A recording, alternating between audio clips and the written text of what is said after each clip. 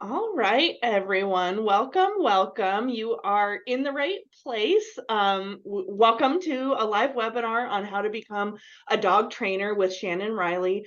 It is exactly 2:30 and we value people's time. And so we are going to start promptly. This is being recorded and I'll remind you of this throughout the webinar, but please continue to put your questions and your comments in the chat. My name's Emily. I'm the producer today, and I will be collecting everyone's comments and chat for Shannon, and then we will ask those questions collectively after she's done with the presentation. So I think with that, Shannon, I think we should just go ahead and get started. So I'd like to introduce my colleague, Shannon Riley. Hello, everybody, and everybody who's on recording as well. So that I am glad that you are here. And I will be going over how I became a dog trainer and how you can become a dog trainer and what it kind of takes, because sometimes being a dog trainer in this world is a little bit, there's a lot of ideas out there and there's a lot of things going on in the world on TV. And so finding out how to be a dog trainer, and I do this as my full-time business, I'm hoping that I can help people who are thinking about this as a career, because we definitely need more really good positive dog trainers out in the world. So I'm going to get started. And welcome again. Emily introduced me. I'm Shannon Riley. I'm a registered veterinary technician, certified professional dog trainer, Karen Pryor Academy graduate.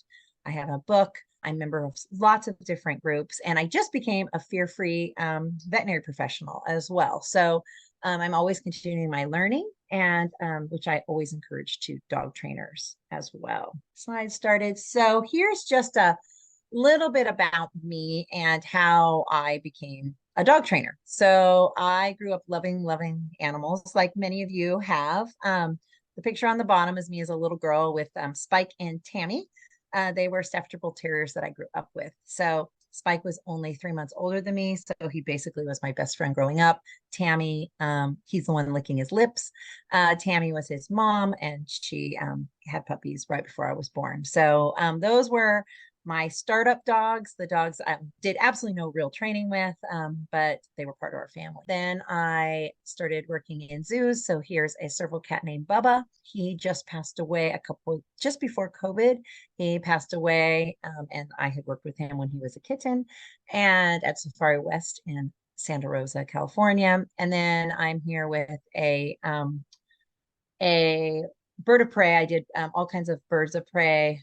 This one is a red-shouldered hawk, but I was did rehabilitation for those too as a vet tech. So lots of different animal experiences, which you will see as we go forward. So the love for animals is really important. Then I started in high school. I decided that we got a puppy. So Spike and Tammy passed away, and we got Missy. That's this yellow lab here. And I was in high school and decided to take her to training classes that were at our local college. Everything was choke chain required. Pinch collars were sometimes used. They tried to get me to use a pinch collar once on Missy. I borrowed someone's. She cried. I never used it again. But it really got me. I didn't really like it, but I knew I wanted to train her. So I really worked really hard on practicing a lot with her so that she didn't even need any kind of collar. She could be walked off leash. So I really started when I was a teenager navigating this dog training stuff. Then when I graduated from high school, I said, hey, I wanted to do training. And my counselor at the time didn't have any real education on what you could do working with animals. So she told me, well, you can go to vet school. So I went to Sonoma State thinking about becoming a vet. And while I was at college, pre-vet, I started working in zoos, and I did volunteer, and then I worked in different zoos. And what I learned is that all these animals and all these zoos were using positive reinforcement. They were not, hurting the whales, or in this situation, the sea lion. They were not doing things like that. They were getting these animals to perform for them and do all of these tricks and husbandry behaviors by doing positive reinforcement. And so I did a lot of zoo work, and I changed my mind and decided not to become a veterinarian, but I decided to become vet tech. So at Marine World Africa USA, I learned about what it was like to be a vet tech because there were vet techs that were there. And I got to make friends with them and I learned about vet tech school. So I finished my degree in biology and then became a vet tech. And then when as a vet tech, I still was passionate about behavior and still wanted to learn about behavior. So while I was in vet tech school, I learned about dog training and I learned about behavior. And what I ended up doing was becoming an RVT, so as a registered veterinary technician, and also taught puppy classes in the clinic. So this picture was me training puppy class at Frontier Pet Clinic in Napa, California. And I did it at night after the clinic was closed.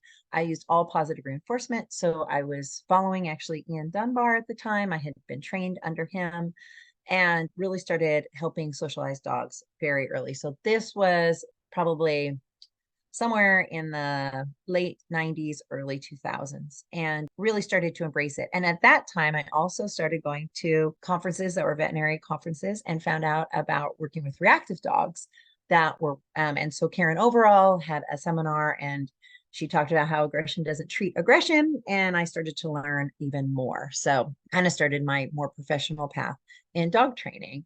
So then I worked as a as a vet tech full time and then did dog training part time until my first child was diagnosed with cerebral palsy and I needed a more flexible schedule. So I started doing dog training and behavior consulting in the early 2000s, around 2003, maybe a little after that too. And then started really doing it more. But I did it part time at first while my kids were small. And now I do full time training classes as well as private training and then education like this, where I can educate people online. So that's kind of where I am now.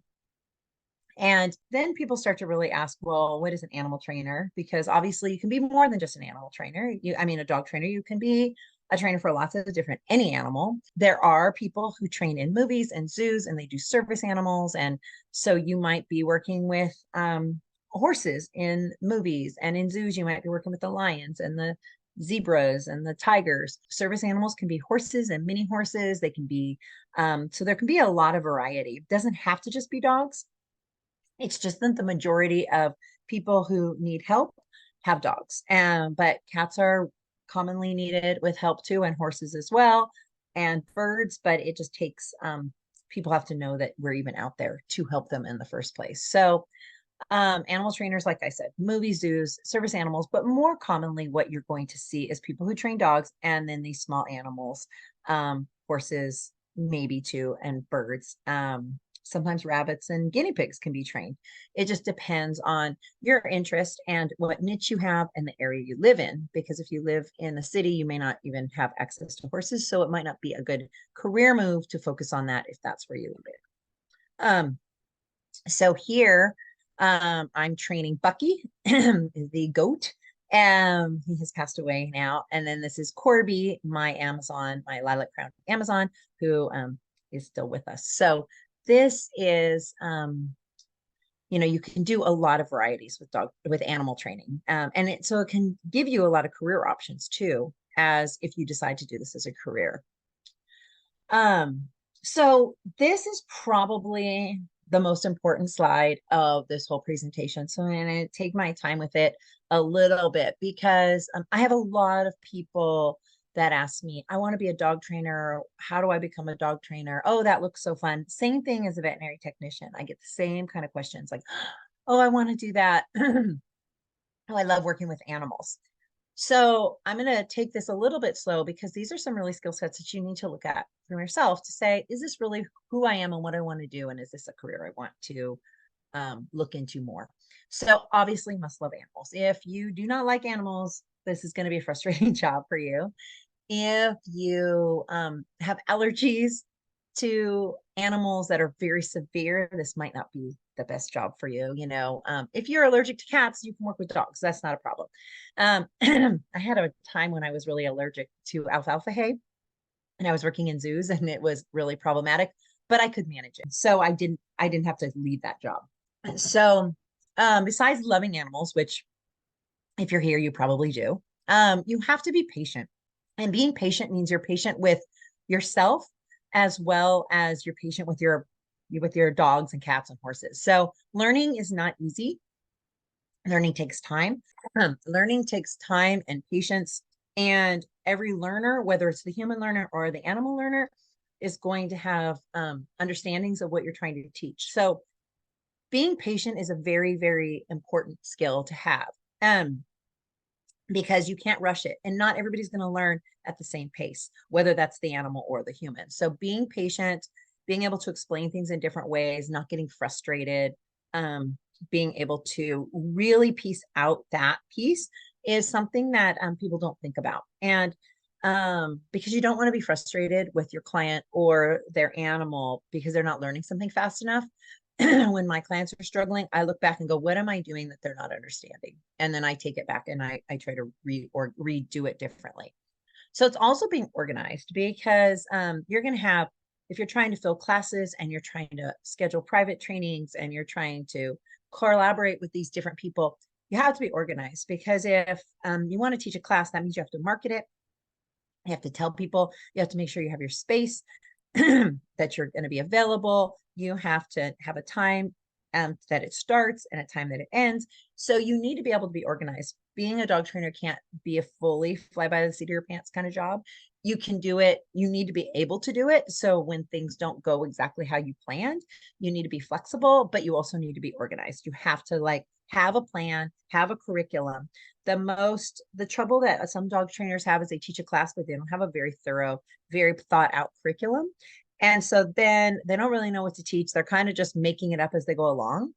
And that can be really frustrating for the learner and for the clients, because they want to have a like, these are the steps that we're doing. Because to them, this is all brand new.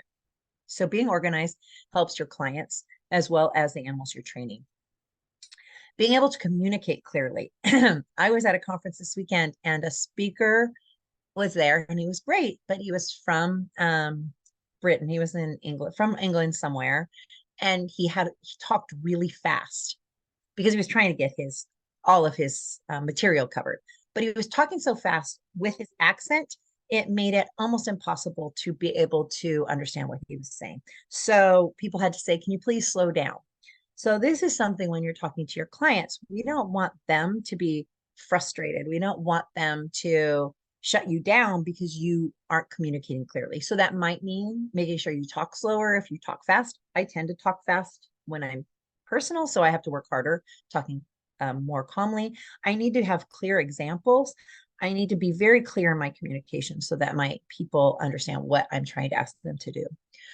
Being kind and empathetic and compassionate. And we talk about that with our animals all the time, but we need to be kind and empathetic and compassionate to all of our clients as well, because they're all coming from different walks of life. They have different life experiences. Maybe they've trained dogs before, maybe they haven't. And if we are kind and we're empathetic and we're compassionate, then we can get through some of their barriers that they may have that they don't even know. So we just have to be able to work with that. So being kind and empathetic and compassionate, not just for the animals, is very, very important. And so you must also be willing to continue to learn. This is a place where a lot of dog trainers struggle because they think, oh, I got the certification, I don't have to do anything. I have a lot of certifications and they all require continuing education in order for me to renew them, which I think is fabulous, because I would already be a lifelong learner, but it makes me get a little bit more serious about doing doing all of what I'm doing, because I have to continue this education to cater to it, but then I get to learn more and I get to go to different places. So continuing education, what that looks like for a dog trainer is conferences, it's doing webinars, it's doing going to different workshops. Sometimes they're hands-on, sometimes they're not. It's getting new certifications. Like I mentioned at the beginning, I just finished my fear-free veterinary professional certification. So that was continuing education, plus I got a certification. I don't get certifications for everything I do for continuing education, but it always keeps me learning. It keeps me seeing what's new in the field. So I think that's an important piece that dog trainers need to recognize, is this isn't a, you learn it once and you never have to go back to school. You are constantly learning, which I truly think every profession should have, but in dog training is very important. And this is kind of funny, but it's also very, very true. You must like other humans. Sometimes dog trainers get into this because same thing with veterinary professionals. Oh, I love animals. I want to help animals. The way that the animal comes to you is through a human. There are no animals that are going to knock on your door and say, I need training. They come through with a human. So if you do not like humans, you're going to get frustrated because it's the human that you're working with. It's really the human that you're training. It's the human that you're talking about. It's the human that you're trying to help.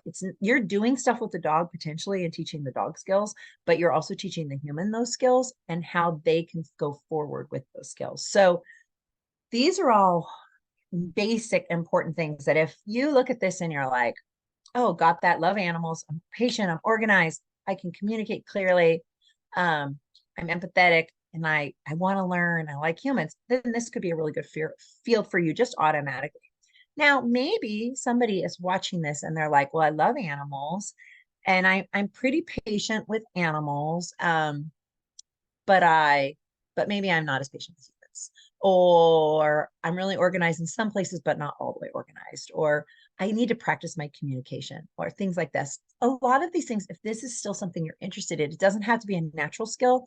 You just need to know that it's something you need to work towards. So obviously you have to love animals and you really have to be okay with people. If you're so introverted you do not like people, and this might be a hard field for you, but you can be an introverted extrovert, but you have to be able to get out there. But you can learn patience. You can learn to be organized.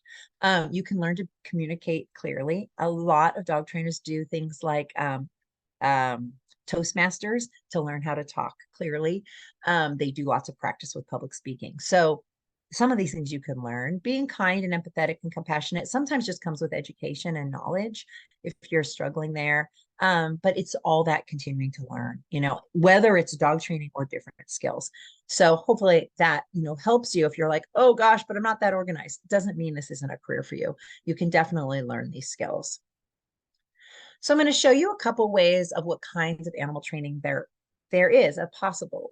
So this first little video, some of the videos have sound, some of them don't, but is just puppy class. This is a graduation puppy class. This happens to be a fearful Italian Greyhound who was very fearful during the entire class. So her little jumping exercise is over in her corner instead of in front of everybody. But you can do things like this is not only teaching a class, but I was helping this fearful dog overcome some fears. She learned some basic skills. She's just a baby, so she's just starting there.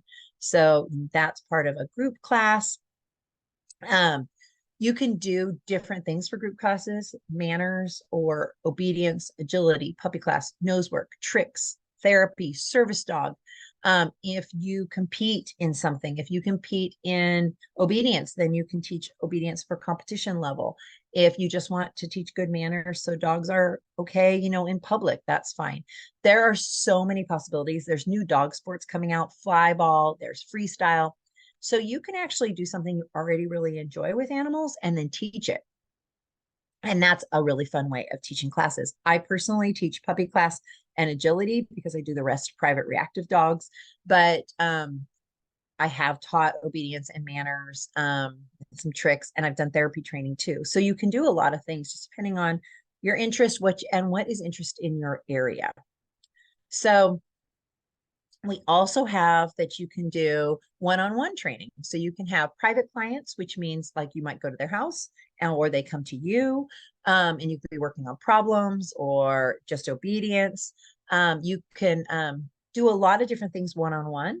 Usually that they pay a little bit more for that. So it just depends on your area. But this is Noah. He's also passed all these videos of past dogs, but he was kind of learning a nose touch. And I don't believe he knew it when we did this video, but it was a long time ago. So he's just learning to touch his nose to my hand. And then he got a treat. He probably just did that for video purposes because I also do boarding for my clients. So it's another way of an passive income of having dogs stay with me. But I worked with Noah privately and he was in my group classes for most of his life. So then we can do day training also. So this is where you go to a person's house and train. Maybe they're at work. Day training can be effective in some situations, but it can also not be super great. So this is a fun video of me training Bucky. I went obviously to him and we trained just nose touch to the cone. I used him for some other videos, but sometimes I currently I have a client who hurt her back really bad, and her dog was working on getting used to new sounds and places. So I go to her house and then I take him on walks in new areas where there's construction or different things. And so I'm helping her out with that. Board and train can be, mental stimulation. I used to board and train a dog a couple days a week for agility, and then I competed her in agility. But that was when I did all of those things.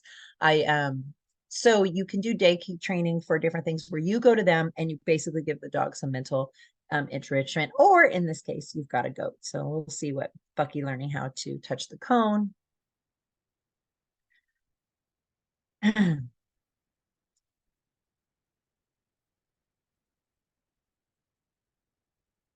So there's Bucky. He's learning how to touch the cone. He eventually learned how to go to the cone in different parts of the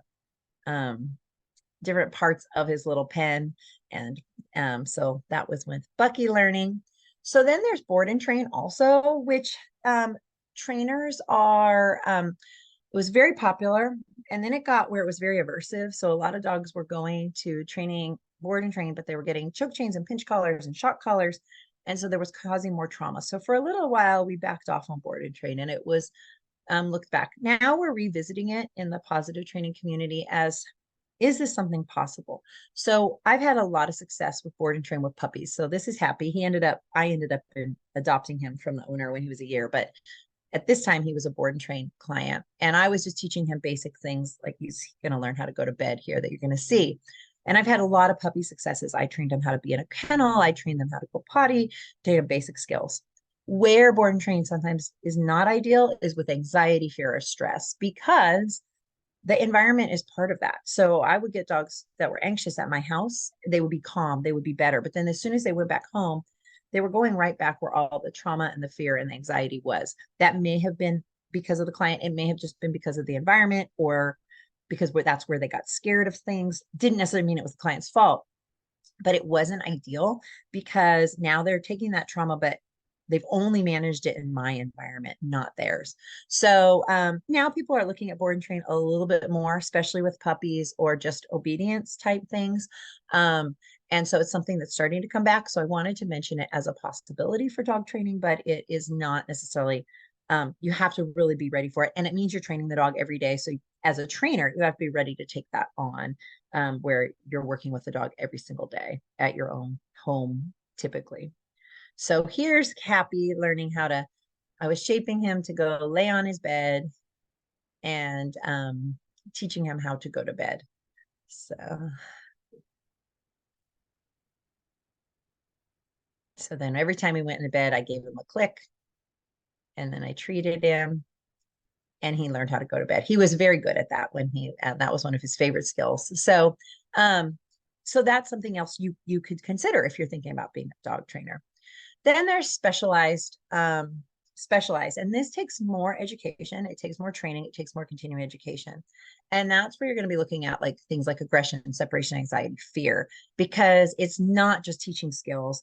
You're teaching them coping mechanisms. You're teaching them how to deal with their trauma, but you're also teaching the person how to deal with it. And so it's a more complicated situation when you're dealing with these specialized situations, because you're also, if the dog's aggressive towards you or the owner or anybody in public, you're also having to consider everyone's safety at the same time.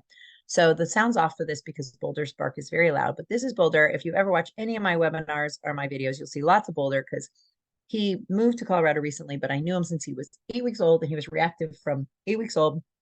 But I was one of his people, so he could be with me, and I could get him to react to, if I put a box in the middle of the backyard, he would bark at it. So anytime I needed, I could practice his training fairly easily and get video of it fairly easily, but also train him at the same time. So here, I think he's looking at either a fake dog in the backyard or the cameraman. I can't remember which trigger this was. And he was barking a lot. And so we're teaching him not to be scared of of whatever that trigger is. I think it's a fake dog, but it might be the video people this time. And it takes a lot of patience and a lot of skill. And also this takes a lot of knowing when to stop and when to keep moving forward. But for me, this is one of my passions. I love helping with these animals. Um, so if you were like, oh wow, this is something I'm really interested in and I really want to go on beyond, um, with more education, you can, if you're not a veterinarian, if you're a veterinarian, you can become a veterinary behaviorist. But you could also, if you don't want to do veterinarian, you still need education like a degree and a master's, but you can become a certified applied animal behaviorist. So that's moving up the ladder where you're dealing with more severe cases. But in most situations, if you are just interested in dog training, doing all of those other skills, those you don't have to go to this higher level. Um, and this question I get a lot is, are there any required certifications? Do you have to be certified to be a dog trainer? And the short answer is no. There, you could do this webinar and decide you were going to be a dog trainer. Whether you're going to be a good dog trainer or not is a different situation, but you don't have to have any certifications. That's something that this field is looking into more closely, because sometimes when untrained people are doing things they shouldn't, there can be dangerous situations. But right now, you don't have, there's no licensing. You just have to have a business license, but there's no educational license that's required. However, I highly recommend continuing education and getting some forms of certification if you're starting and working towards some form of certification. So that might mean starting at a very entry level, like a certified professional dog trainer, which is my first one that I got in 2001, which is certified professional dog trainer, knowledge assessed. There's also skills assessed, and they have some basic things. That's mostly a written test. You have to have some hands-on experience, but it's mostly a written test that you take. And it's a very entry level, but it's a good place to start if you need to. But if this is something that you are even more interested in, is you should look into, there's so many groups now that do even longer term things. So there's International Applied Animal Behavior Consultants, which is IAABC, Karen Pryor Academy, the Certified Training Partner, which I'm both of those things. Pet Professional Guild has all kinds of training called Dognostics, Jean Donaldson, Ian Dunbar, Fear Free. There are all kinds of certifications that are available now, which I think somebody who's really interested in becoming a dog trainer should have one of those as a goal, because it gives you something to keep working towards and to continue education. And then once you can get one certification, you can explore the other certifications and see what ones might be of interest to you. And so when you're also looking at all these things, is being a dog trainer something I want to do full-time or part-time? I already mentioned that I did part-time for a long time, and now I'm pretty much full-time. If you're starting out as a dog trainer, say you're doing some of these certifications, you can work it as another job and work on the weekends or the evenings, because that's the most common time other people are available. And sometimes you can work with another trainer. So there's a lot of different possibilities for being a dog trainer, where you can go really big and you can do like what I do now. Is it's a full-time business. I have online for truly force-free animal training, and I have Ventura Pet Wellness in Ventura, California. When I was first learning how to be a dog trainer, I was vet tech full-time and did it on the side. And I had to work, a lot of evenings and weekends. But once you get established, you don't have to do all that, depending on what kind of training you do. So there's a lot of flexibility. And then a lot of times, if you can find a trainer that's local to you, you can work with another trainer. I have lots of people shadow me so they can see what it's like. Usually, if people go to 2 or 3 classes and they stop showing up, it's because it wasn't the right career for them, which is great. They didn't invest a lot of time or money. Sometimes I have people who shadow me forever and never become trainers, but they just love shadowing. I'm fine with that too, because they're extra hands to help. But so you could reach out, depending where you are, you can reach out to having working with another trainer as well. So part of the reason that I wanted to have this whole Zoom is because one thing that gets in the way for people when they want to become a dog trainer is a lot of those courses cost a lot of money. So the Karen Pryor Academy is is like $6,000. And if you're not sure that's a career you want to go to, that's a lot of money to put in and invest. For CPDT, for the Certified Professional Dog Trainer, you have to have experience to get to that certification level, which means you have to find a trainer who is going to let you shadow them and then maybe teach classes. And there's work there. You can do a lot of reading, but you don't get a chance to have, and it's a little more work to get that hands-on. And again, if you know this is your career, then that's easier to do. But if you're not sure, then it's a little scary to step into some of these places. Some of them have webinars, but you might not get a whole idea of what a dog trainer is. So I put together the Truly Force Free Animal Trainer Academy, and this is a very low expense way to find out all about being a dog trainer, what it takes and what's involved, and you don't have to spend thousands and thousands of dollars. So when we are looking at this, we want to be able to, I want to be able to help you really hone down is this a career? Is this the right career for you? And sort of how this came about is that I do this sometimes, would do this for people, but it was not as organized. And I would have lunch with them and they'd shadow me. And then I had one person who shadowed me for a really long time. And then we had lunch. It's just like, okay, I'm ready to teach all these classes. And I'm like, well, you have only shadowed me. You've only done a piece of that. And once I started talking to her about some of these other things, she ended up becoming a phlebotomist because she didn't really want to put the time in to do this, which is totally fine. There's nothing wrong with that. But this is a way that you can find out if this is something of interest to you. So what the Truly Force Free Animal Training Academy is it's a set up schedule. So you start off by reading my book, which is The Evolution of Dog Training. And it kind of just talks about how dog training is trained. There's a book club, there's discussion. You can write your answers in so I can see those. And you start on it. And it's totally self-paced. So you do it at your own pace. If you spend a whole weekend reading the book, that you move right on. So, but if it takes you 6 months to do it, that's fine too. It doesn't matter, but I wanted to give people the opportunity to learn about this career. Then after you do that, then there's you get to watch a whole bunch of different webinars and there's discussions. I have my Good Manners course is actually included in this as well, where you can actually submit video of you doing things. We have discussion. So this way you get like a taste of what it's like to be a dog trainer. So I have a bunch of different webinars that are included. There's the Good Manners course that's included. The ebook and the discussion of that is included. And then on top of that, after you've done all that and kind of get an idea what dog training might look like, or maybe you have a little bit of experience, then you work on creating sort of a curriculum. Like if you want to do classes, what would your Good Manners curriculum look like? Or your tricks curriculum look like? And then we do a coaching call too. And the coaching call is completely structured around what you are interested in. So we might talk about some of the webinars. We might talk about your curriculum. We might talk about your goals. But then that way you get a little bit of hands-on of like, okay, now I've done all these things. I've done some of my learning, but I've got questions. And then you get a chance to answer. I'll answer those questions for you. So it gives you, in a nutshell, this is what dog training is about. Here's some information about dog training. Is this interesting? If you find that this sparks your passion and you just can't wait to watch your next webinar and do your next thing, then you know this is the right field for you. If you get through it and you're like, oh my gosh, I don't want to do this anymore. I don't want to do this. Then at least you knew that you didn't want to do this. And so you made that decision without spending thousands and thousands of dollars. You got to go, hey, I looked into this and I'm interested in it because I like it for my own animal, or I like it for somebody, something as an interesting skill, but it's not something I want to do as a career.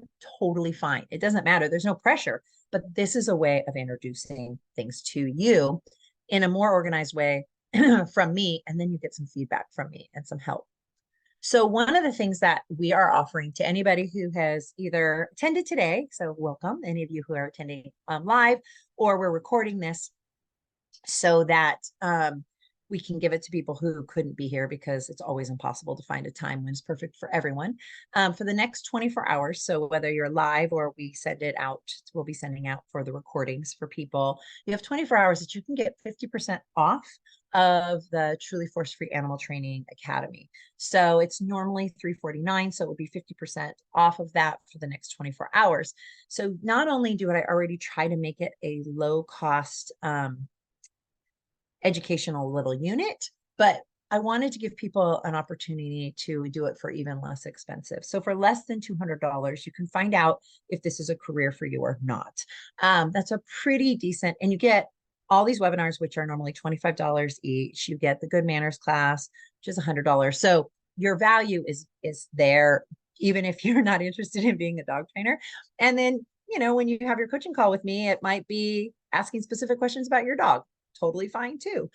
I'm giving you this discount because you came, you're listening, and we just want to be able to get more trainers out there. And selfishly, I want more positive trainers. I would love more positive trainers in my area because I think this will help our animals. So this is a special that you guys can get. You can use this coupon code. If you can snap a picture of it if you want now, or we'll have the recording too. But this way you can use that. If for some reason you don't remember the code, you can always email us at info@trulyforcefree.com and we can, get you signed up too, because we will see that you were registered. So now that we have gone through all of that, I was trying to make sure we have plenty of time for questions and for everybody, because it's a lot of information I just threw at you in a very short period of time. But sometimes I find that the best information comes from your questions. So I wanted to make sure we have time for that. And so Emily, my producer, she might have some questions already in the chat. There might be. I wasn't watching the chat, so I could stay focused on my presentation to you. But she might have questions. But if you have more questions that have come up, you can put them in the chat. Or I think you can even do your raise your hand, and at the end, Emily can even unmute you as well. So a minute to either take a picture of that or write it down, so you can, all the ways you can find me if you have questions that you think of afterwards. Perfect. So, And I'll put those URLs in the chat as well. Perfect. So we don't have any questions in the chat. So Shannon, you and I, let's just have a little bit of a dialogue to give people a moment to put some questions or some comments or some lived experience into the chat. So I'm just curious, from like a super big picture place, what is the number one mistake that you see in people entering this field? I think a lot of times I see people who just think, oh, it's just training dogs. Like, it's not really understanding that you're working on a relationship with people, whether it's in a puppy class, when I'm doing agility, it's a relationship with two people. It's not just the animal, and it's having that understanding that it's both people and dogs, or horses or cats, that you're dealing with.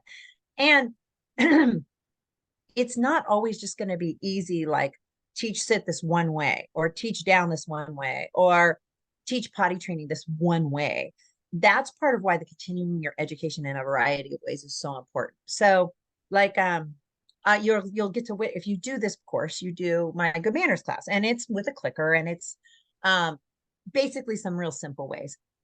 If you're working with me personally and you're struggling, I have 1,000 other ways in my toolbox that I can help you.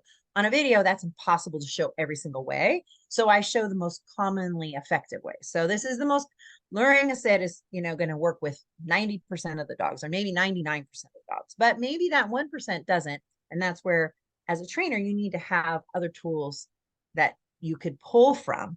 So that's where that continued education. And I think sometimes dog trainers get into it thinking, oh, I just like training dogs, or I like doing agility, or I like doing tricks, so I'm going to just teach people. But they don't know the teaching skills part. There's a coaching skills part. There's a teaching people skills part that makes it even more challenging in some ways, but also more rewarding in some ways. Because when you get through to somebody and they're like, oh my gosh, I've never, recognized this, you really help them and you help build their bond. So I think a lot of times people just think of it as like, oh, well, an honest story is like, when I was doing, like, as a vet tech, I was very proud. I'm a veterinary technician. I'm a veterinary nurse. I save lives.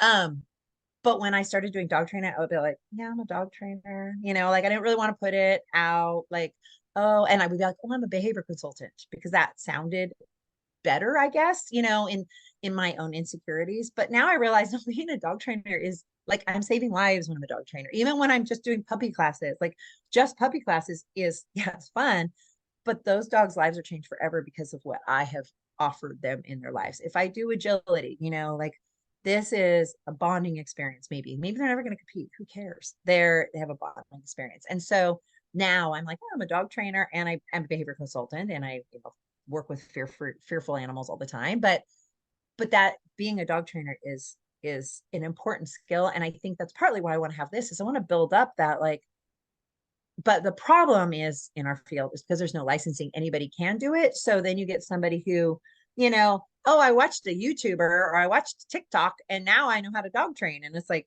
Or there's so many more. or I trained my own dog and it went great. And like, there's no shade to that origin story, right? Because that's your origin story. And I think the point is, if you're entering this field, you have a responsibility and an obligation first to do no harm. And this Yes. is it's medicine, right? It's science. And it's just as every other medical field or scientific field, it evolves over time. And so by saying yes to this career, you have an obligation and a responsibility to also continue to make yourself better and to understand where you are in your career. And we all grow over time in our career, and to first do no harm and make sure that you're in positions where you're going to help your clients be successful and live healthier lives, right?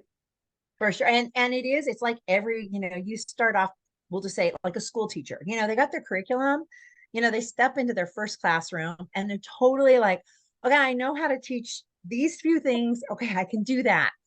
But then you start to get more, and they're like, well, why are you teaching it this way? And when the more education, the more training you have, then you can start to say, oh, it's because of this. And you can answer those underlying questions. So any career you get into, which is why, like, college degrees, a little side, my mom's an accountant for a business, and she's going to be retiring, and she's training somebody because a business wants her to train somebody, but she doesn't have an accounting degree. She has her high school degree, but she doesn't have anything.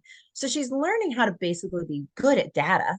But when there's a problem, she doesn't have that knowledge underneath yet, because she doesn't have the degree. It's nothing wrong with her. She's a great learner. She's going to do great at what she does. But that's where the education piece comes in, because when a problem happens, because not just like medicine, this antibiotic's not going to fix everything. So if I give you an antibiotic and it doesn't fix, I have to know the medicine behind it and go, well, why did that not work? What should I try instead? Same thing for teachers, same thing for this accounting, same thing for dog trainers.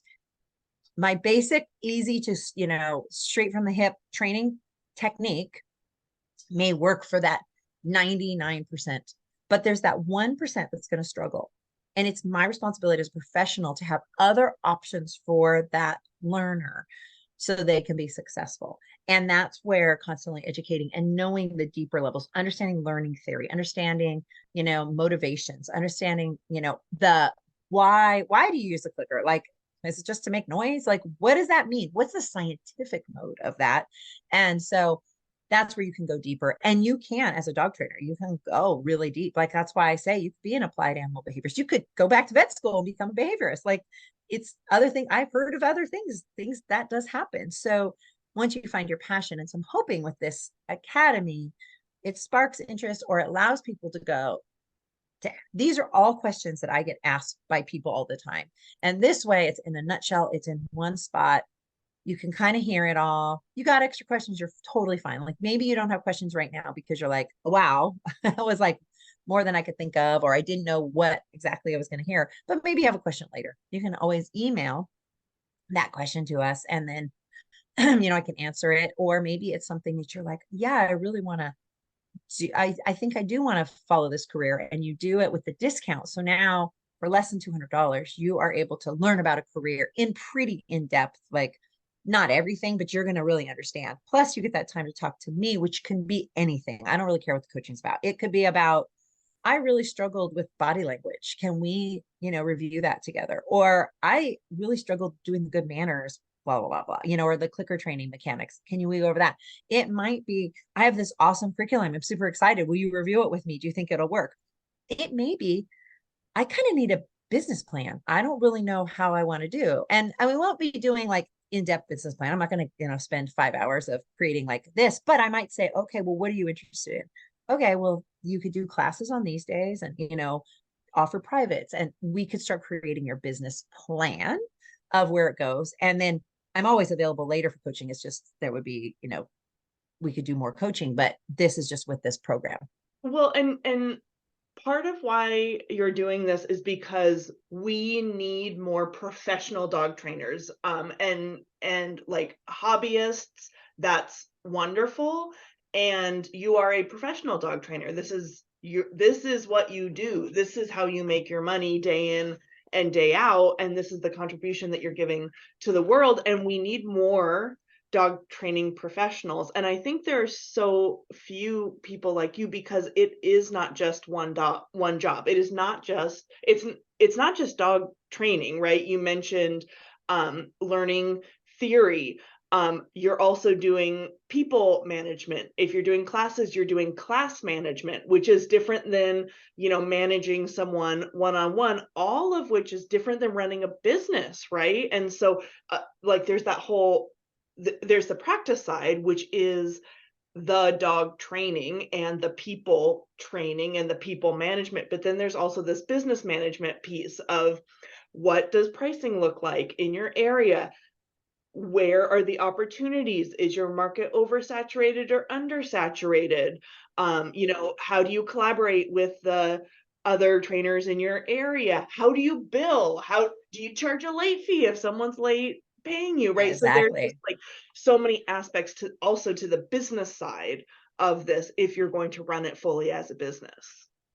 Exactly. And you can still do all of this academy and do it as like a part-time, like it's a little hobby, but you want a little bit more, I mean, and there's nothing wrong with it being part-time and stuff. It's just really being educated and not just, flying by the seat of your pants with all of it. Because a lot of, unfortunately for my field, a lot of people take a class and they start competing. This happens a lot in agility. So I'll speak to agility specifically, but I know it also happens in obedience when it's for competition. But agility, my first trainers were agility trainers, and they were not dog trainers. They had full-time job. They once a week taught agility because on the weekends they competed, and then on alternate nights they took their own classes. So they were just copying what their teachers taught them, which were just skills. Like they were just skills. So it's kind of like, think about AYSO, a soccer coach. Like, when my kids did soccer, like I could be a coach. Like, I give me some skills and I can have these kids running around and it's fine. But when you get to the upper levels and you really want to do strategy and you want to do like, we got to figure out what plays are we going to do. You have to have more knowledge of soccer to do those plays and do those strategies. You're not just keep teaching little kids how to kick a ball and stuff. And so in agility, they learn how to kick a ball, but they don't understand the strategy. So I teach agility very different. So anybody comes to me that's gone from those other people are like, whoa, wait, why are you doing this? And I'm like, I'm thinking from learning theory. I'm looking for fear. Like, I want to make sure this dog's not scared of this equipment. I'm making sure I'm looking at so many other pieces than just, did they go through the tunnel? Did they, do this jump? And so this is to give you that background so you can be a bit more professional and better dog trainer if this is a field you decide that you want to look into, which it's not for everybody. I personally love it every single day. I do not wake up going, oh, I have to go to work ever. Like, I mean, sometimes I don't want to wake up because I want to sleep in, but that has nothing to do with work. It's just, but I love, teaching my classes and seeing my clients and helping these dogs. And I want to have a job where I can earn money doing something I love. And making the world So a better place. exactly. Yeah. For people and for animals and the humans. Exactly. Exactly. So, Okay, well, all have right. we No questions? done it? No, I think we've All right, answered all perfect. the Maybe questions. I just answered them all. So if you have any questions, whether you are live or on the recording, please feel free to email them to one of those emails that were there. And if this is something you're interested in, then go ahead and get the class because it would be a really great way for us to get more positive dog trainers without, I mean, I love my KPA certification. I'm super proud of it, but you have to, when people do that first and they spend over $5,000 sometimes, and then you travel with your dog. I mean, it's a big expense. And you don't know if this is your career, you may never It's a use heavy, it. it's a heavy lift. And yes, and so it gives people the opportunity to see it. And then that could be something we talk about in your coaching of where you could go next. So lots of opportunity and flexibility. So thank you all for whether you're listening later or you're here live. Thank you so much. And I hope that this helped you answer those questions about how to become a dog trainer. Awesome. Thank you. Thank you.